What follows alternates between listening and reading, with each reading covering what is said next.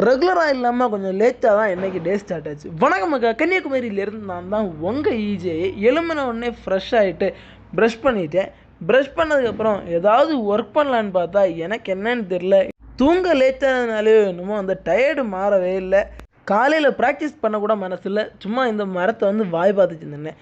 இப்படியே போனால் நாள் ஃபுல்லாக வேஸ்ட்டாக போகணும். இருந்த ட்ரெஸ்ஸை எல்லாம் வாஷ் பண்ணி குளிச்சுட்டேங்க. குளித்த கையோட ட்ரெஸ்ஸை மாற்றிட்டு காப்பி குடிக்கிறதுக்காக போயிட்டேன். காலையில் காப்பியை முடிச்சிட்டு வெளியே போகிறதுக்காக கிளம்பணும். அதுக்கு முன்னாடி இருந்த கொஞ்சம் வேலையெல்லாம் தட்டி விட்டுட்டு பார்த்தீங்கன்னா வெளியே கிளம்பிட்டேன். வெளியே கிளம்புனா தரமான சம்பவம். எலக்ட்ரிக் ஸ்கூட்டி ரெஞ்சுக்கு எடுத்துகிட்டு வெளியே போயிருந்தேன். என்னன்னு தெரில, ஏன் நேரத்துக்கு அந்த ஸ்கூட்டியும் ஏதோ எரர் வந்துருச்சு. அதுக்கு டாக்டரை கூப்பிட்டு அதுக்கு ஊசியை போட்டுச்சு. திருப்பி வீட்டுக்கே வந்துட்டு வீட்டுக்கு வந்து சாப்பிட்டுச்சு. திருப்பி வெளியே போனால் அடுத்த சம்பவம் மழை வந்ததால் போக உள்ள இடமும் டிலே ஆயிடுச்சு. வீட்டுக்கு வந்ததும் ரொம்ப டிலே. வந்ததும் நம்ம சும்மா இருக்காமல் ஸ்ட்ரெச்சிங் எல்லாம் முடிச்சுட்டு புஷ்அப்ஸுக்கு கை கொடுத்துட்டேங்க. புஷ்அப்ஸ் நம்ம குறையவே செய்யாது, காம்ப்ரமைஸே இல்லாமல் 20x5 ரெகுலராக போடுறது தாங்க.